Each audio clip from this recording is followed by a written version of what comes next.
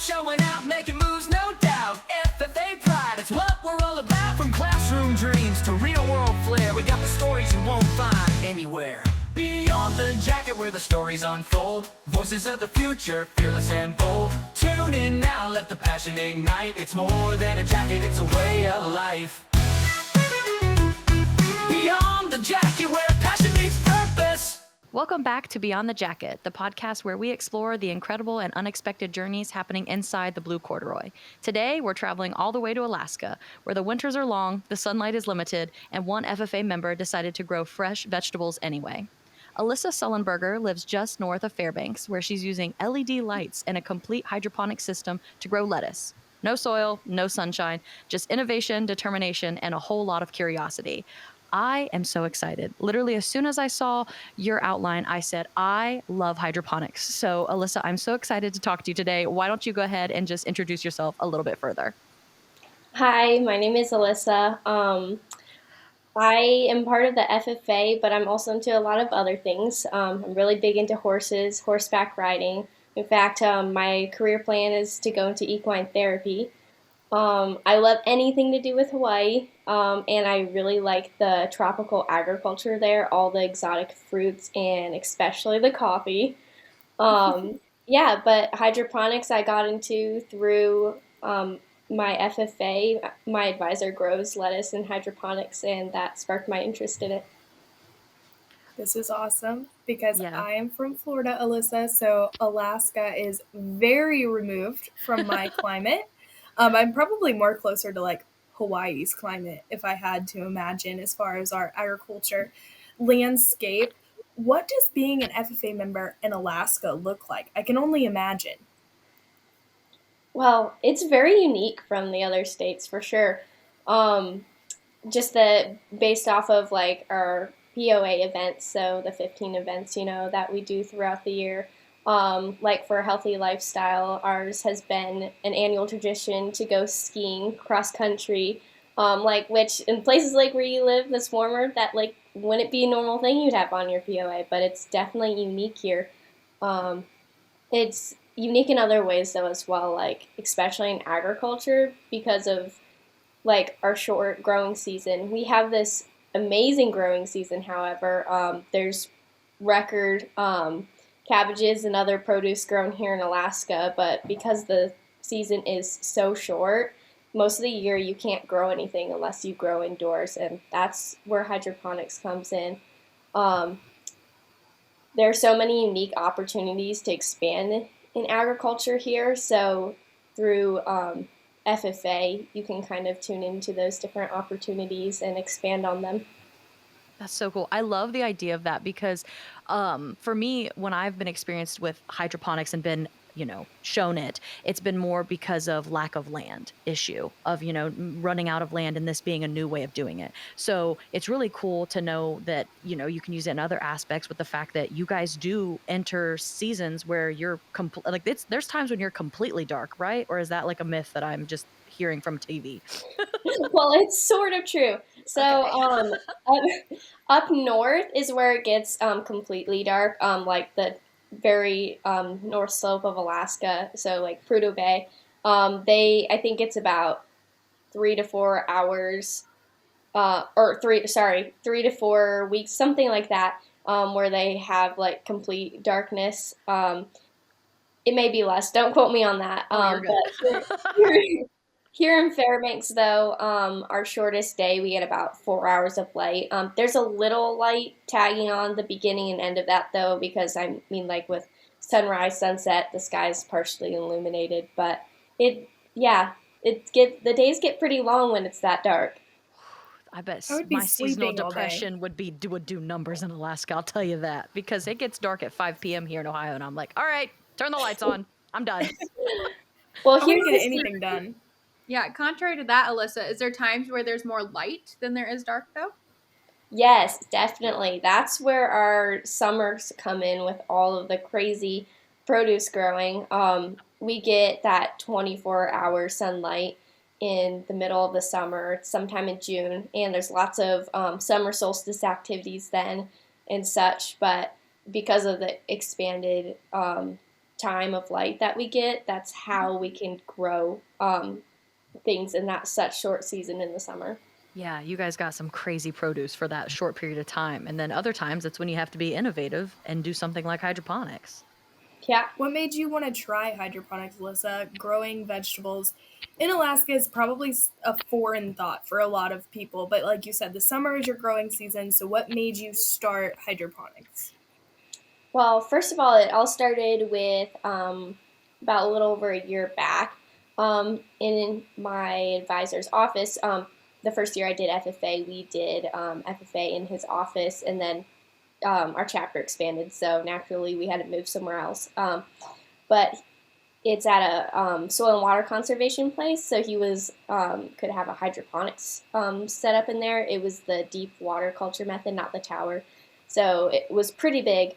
But his lettuce was always like very crisp, healthy, successful, and like he would give some to coworkers. My mom also works there, so sometimes the lettuce would come home with us, and it just tasted so much better than the store bought. But it was grown locally, like just cut from the plant only hours before. And so I thought that is so cool that you can just grow plants throughout all the winter and they taste better than what you get at the store. And so he mentioned something about SAE grants through the FFA, and I was like, wait, can I do a hydroponic system? So he gave me lots of tips throughout it. I researched some things myself, and also I went to a hydroponics workshop.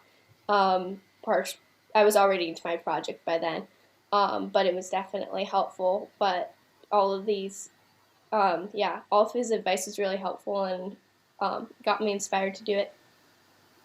Wow. That's super exciting that your ag teacher really invested and was like, Alyssa, here is a little token of my knowledge that you can take it even further. And the fact that your FFA meetings, from my understanding, were held in this place and it sparked your interest and grew an entire SAE. It's crazy the ripple effect that one little thing can have on somebody and truly grow their future. Have you only grown lettuce, or is that particularly where your interest is in, or do you grow other plants as well?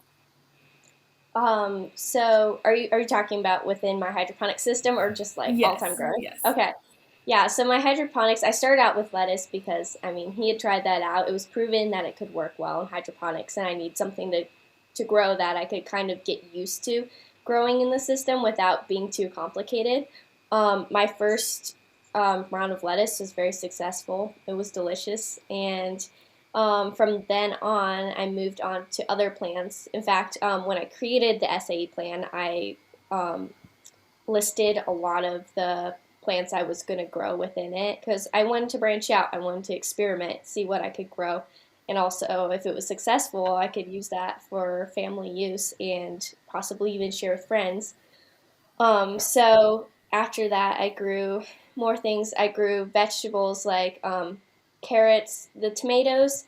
The plants grew very successful, but they did not ever produce tomatoes. That was because this was one big thing I learned from my project, that the normal nutrients are fine for it, but I had to add some sort of nutrients like to help the flowers like bloom and like the plants to actually make the vegetable product, which some of the plants were fine, but some of them did not do so well as the tomatoes.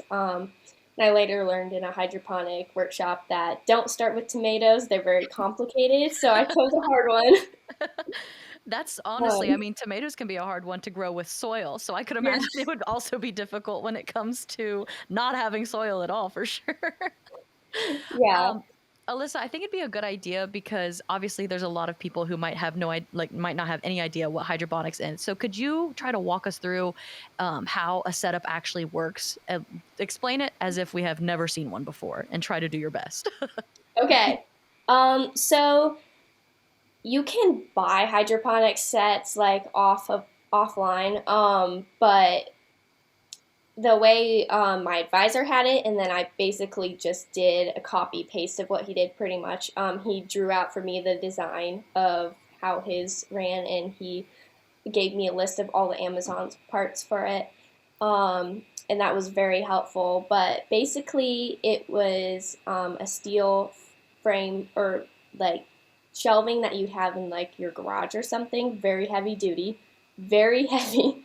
Um, and then on each of there's about 4 shelves. The bottom one and the next one up have 2 heavy-duty plastic sleds. They're black. I'm not sure if they even have those in the lower 48. They're kind of an Alaskan thing for sure. But they're kind of just like meat sleds, like if you were going out hunting, something you'd pull behind a four-wheeler. Oh, okay. There's 2 of those, and then those are what are filled with water, and then they have like a pump system circulating through them. So there's an air pump that pumps the water up to the top one, and then there's like tubing that lets it back down to the bottom, so keeping the water circulated so it doesn't go completely stagnant and the roots can get oxygen.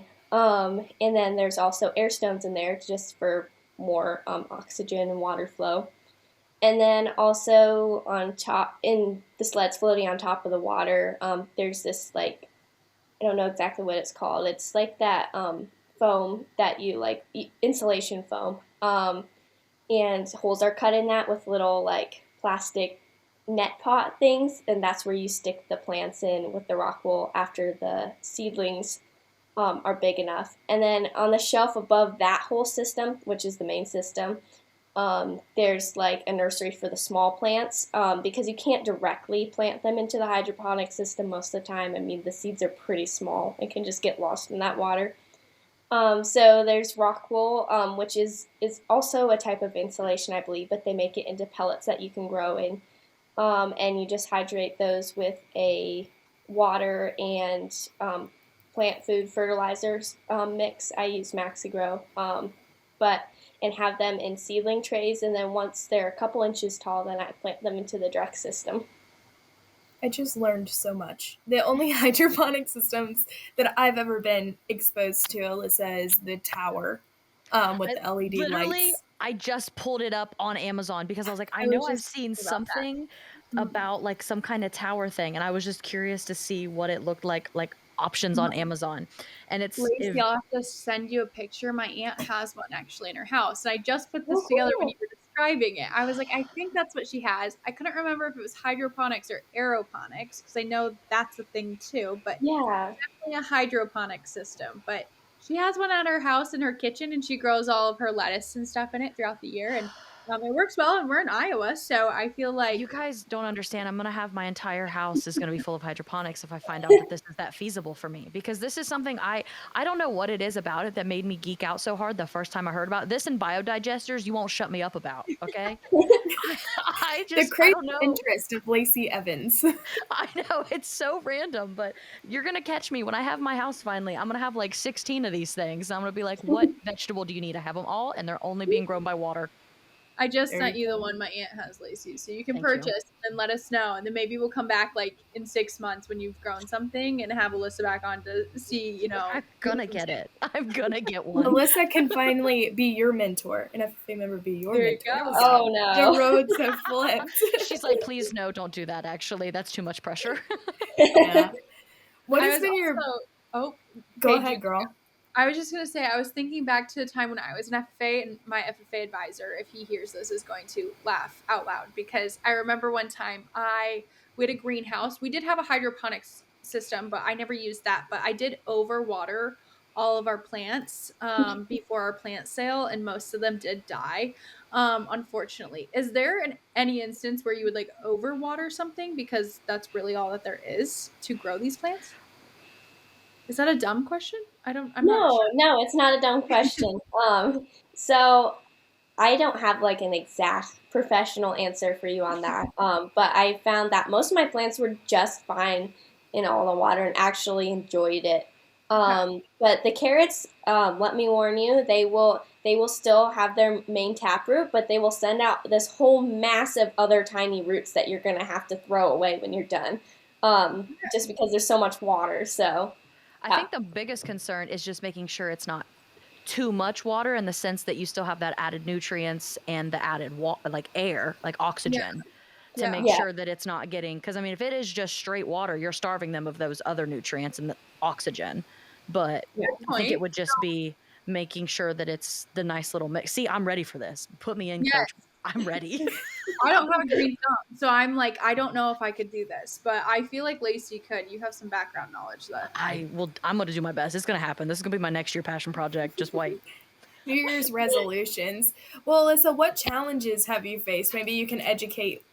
Sorry about that. Maybe you can educate Lacey on things to avoid or look out for when she starts her New Year's resolution. I definitely say that when you're going with the tower method, that's a really good idea. With my system, it's awesome, but the thing about it is it causes so much moisture problems because in the tower method, it's more contained, the water moving around in there, and the foam does cover a lot of the water, but still there's a lot that escapes, and then there's just some that comes with the plants, like breathing and like releasing their water into the air. But the tower method I definitely think would be better for small spaces like a house because mine was causing a lot of moisture problems. So that I covered it with plastic to kind of keep it in as a greenhouse, and that got really wet in there. But another problem I faced was dealing with pests. I got aphids at one point, and they were attacking my seedlings. It was my round of because first I did lettuce, and then second round I just tried a bunch of these different vegetables along with the lettuce from before, and herbs, as well as a couple flowering plants. But anyway, the aphids just attacked my seedlings. Some didn't survive. I had to replant some, and then also I think I got thrips. I looked it up, and that's what I identified them as. So I kind of had to wash out my seedlings with with water, like the rock wool, to wash all the thrips out, and I think that actually did take care of them. And then I also got fungus gnats, so a lot of pests. Yeah, but eventually I got rid of them all, and the plants got big enough that it didn't really bother them anymore, and in the big system. So yeah, most of them survived. That is really interesting because honestly, I wouldn't have thought that pests would be a huge, huge problem when you think you eliminate. I mean, you feel like soil is the biggest attribute to those kind of things. So that is super interesting to bring that to the table because, yeah, I would have never guessed. Yeah. With the fact that you are able to have these fresh vegetables during times when you guys are very dark, how has that impacted your family? Because I'm sure that during those times, like if you go to the grocery, lettuce would be very expensive in Alaska. Yeah, so it has helped my family a lot. I feel like if I was better at growing, I could help even more because, of course, not all my plants survived through trial and error. But through the lettuce I did grow, I've got to say that was my most successful thing. But I used it in salads, and I even got to share some with friends I had so much. And I don't recall getting lettuce at all during the time I was growing that lettuce in there. And I mean, sorry, not getting lettuce. I meant buying it from the store. Yeah. But and then also my basil was also very productive. It was really lush, healthy, these giant plants. It was growing faster than I could keep up with, actually. And used that in a lot of dishes for supper. And we were going to make pesto with it, but unfortunately that didn't happen. I picked the basil, but we never got around to it. But also, carrots, we had a supply of vegetables for a while, and yeah, it was definitely helping. I also made some coleslaw with the carrots and some cabbage actually from our garden, so it was combining the two gardening methods, both stuff we grew, into this side for a meal. It was really fun. Yeah. I do not have a green thumb at all, so this is very inspiring. I can't even keep a cactus alive, and you don't even water that. Very much not blessed in the gardening route. But I'm sure this takes a lot of time to manage, Alyssa. And I've read that you were homeschooled and your chapter meets ever so often. Does that allow you to spend more time in your SAU, or is it challenging? Talk a little bit about that dynamic of being a FFA member as well as a homeschool student, educate our listeners about that, and even me, because I don't know. Yeah, so yeah, it definitely helps being homeschooled. I if I went to school, I don't see how I'd have much time to put toward the project. A lot of it seems like it should be. I mean, it is low maintenance in a way compared to gardening, but also there is a lot of things that go into it as well. And I feel like if I attended school, I wouldn't have the time I did to put into it. I've got to make a confession. I don't have a green thumb either, but my hydroponics mostly survive, so that shows how well it works. I also kill cactuses, so I have only one surviving. Um, but anyway, I feel like the time I had to put in it really was the success factor in it because if I didn't have that time, my plants would have all been long gone. Well, there you go. Listen, I get it. Like, I'm very fortunate because we do have a pretty decent, like, summer months to where we can have produce. We've always been a family that we've done a garden. We do a lot of canning and stuff like that. So we're fortunate to where we can grow a lot of things, even not like nothing citrus, obviously. We're not out here having a bunch of orange trees or peaches, but we are fortunate to have the soil at our use. And I remember thinking about when you were talking about just being able to have that fresh lettuce to have like salads. We did one year where we did a smaller raised bed of just lettuce. And I felt like such a bougie person to be able to just go out and cut some lettuce and have a fresh salad. It really, truly is top tier. It's delicious. So that's what I kept thinking of when you were talking about that. I couldn't even imagine having that in just like my kitchen, just have a little tower of like, oh, somebody wants a nice house salad. Hold on, let me go do some cutting. Goodness gracious, this is I'm sitting here awesome. thinking about the plant behind me that I just realized I haven't watered in like 2 weeks. Hey, go water your plant, I all was like, right? shoot, I forgot to water that again. I only have to water it once a week. My grandma gave it to me to take care of while she's in Florida, but I don't know that it's going to survive. It is an orchid, so I don't think Those don't take a lot. I mean, you can put ice cubes on that thing. I That's think what I've I could heard. give it back. I Yeah, think you might be okay. That's probably one of the best plants you could have to be in charge of if you're forgetting to feed it water. exactly. I'm gonna do it Oh right my after. goodness, we're Well, Alyssa, challenged. I know you guys.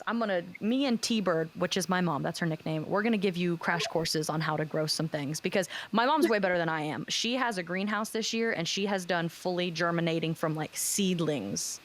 Yeah, my mom is a very green thumb and I'm trying to learn from her. And then I'm going to bring in the hydroponics because Alyssa has inspired me. But Alyssa, I feel like you have a lot more to you than just the hydroponics. Are there other things you're interested in? Even in FFA, were there other like CDEs or LDEs that you were into? I know in the beginning you said you're a big fan of horses. Is that just like a hobby? Do you guys have a couple and you just enjoy horseback riding? Well, we don't have any, unfortunately. It's Oh, very expensive to have them up here. yeah, I could However, I do imagine. ride a lot. I volunteer at a horse ranch that is nearby. Nice. Um, and yeah, I'm very into horses, but if I had a horse, I'd definitely do an SAE with a horse, but that wasn't an option, so I started whittling down from what I did have, and I already was inspired by the hydroponics, so I'm like, why not do that? I did consider possibly doing something with chickens, but because we do have those, but Love chickens. yeah, the hydroponics was definitely really intriguing to me, so I went with that. Well, maybe you could turn your time volunteering into a placement SAE too. That would be cool. I don't know, just an idea. Moving forward, if you don't already have enough on your plate, trust me, I understand how that feels too. Um, Actually, I think I do have it as it might have been put in as my first year as a foundational SAE, so it's not really like a project or anything, but I do log my hours. there you go. You're already ahead of me. See, you already had it in the books. What CDEs or LDEs did you compete in, or did you compete in any of those? I've competed in a lot throughout the past few years. One of my all-time successes was prepared public speaking. I did that in my first year, yeah. And I went to FFA really timid, but I came out of the year winning first place in the prepared speaking for state. So Congratulations. thanks. Um, Also, the team competitions have always been really fun. I tried vet science with some team members last year. That was really fun. And floriculture it was absolutely a blast to make bouquets and like little succulent arrangements and stuff. That was really fun.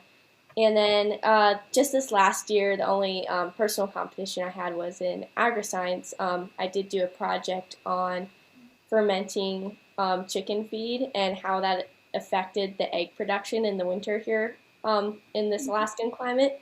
And there was no other kids in my like category because agri-science is broken down into so many categories.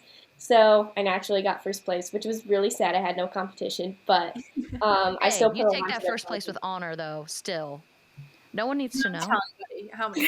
Yeah, no one needs to know. Sometimes when I would go into the show ring, there'd be like 3 in the class and be like, "I got second place." No one needs to know I only beat 1 cow. They don't need to know. Oh, Lacey, you crack me up. I man. love that you've tried so many different things. I remember being an FFA and seeing different projects that people would do or work on, and I'd be like, oh, that's kind of interesting. I would love to try that. Especially during my state FFA officer year, I feel like we got to go to a lot of competitions that I didn't even know were available when I was a student. So I really like that you're just diving into things and are like, I'm going to try that quick. So that's cool. Out of all the things that you have done, is there something you want to try next, whether that be a different version, like something else in the FFA realm, or something as specific as something you want to try to grow with the hydroponics? Are you going to give tomatoes another shot? I'm not sure about tomatoes yet. I feel like I need to learn more about those guys. I definitely do want to try them again sometime, though. I think in hydroponics, I do want to keep doing them, but I think um, my next go with them is going to be with a tower method, just because of all the moisture issues it caused in our house, and just smaller. It doesn't take up so much space. It took up a huge chunk of our dining room to have this system in there. So yeah, that's my next interest in growing stuff. So I love And it. if you were to tell another FFA member, whether pursuing hydroponics or maybe a CDE or LDE that you've tried, what's some advice you would give a younger member exploring the same route you did? I would say don't get intimidated if it seems complicated.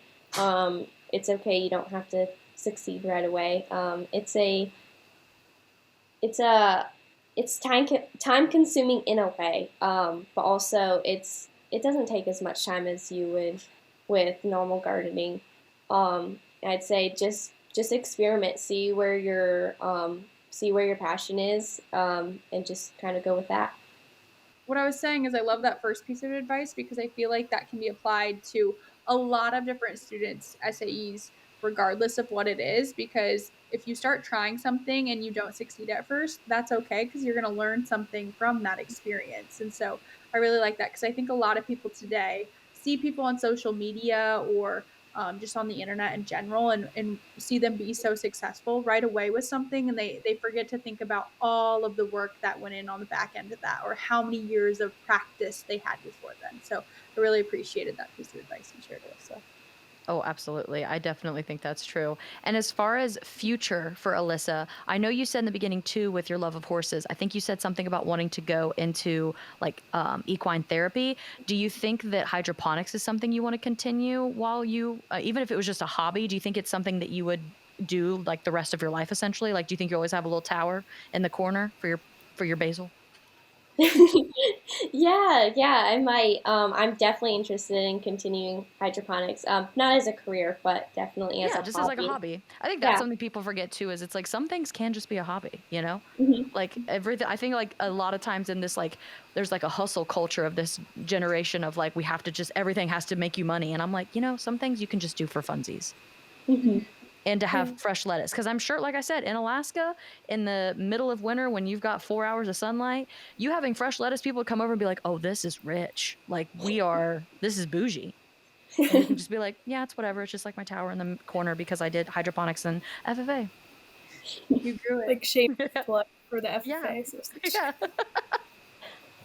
goodness gracious. Well, Alyssa, thank you so much for sharing your story with Beyond the Jacket listeners and with the three of us. You're showing us that agriculture doesn't rely on your location or even perfect conditions. You've taught us all something and have inspired my green thumb and Lacey's new hydroponic tower that she's I'm gonna have a couple towers to next year. You watch it. make as her New Year's resolution. So we're so excited to have you on, and we are so thankful we got to hear your story. As far as our listeners go, tune into our episodes every Friday, and we hope you enjoyed Alyssa's episode.